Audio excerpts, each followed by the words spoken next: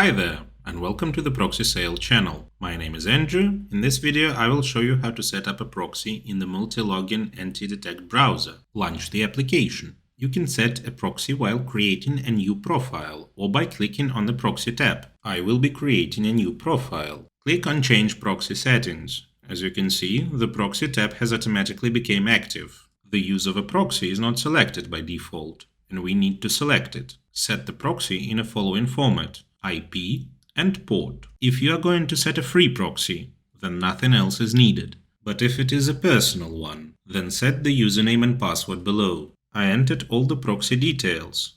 Next, click on Check Proxy.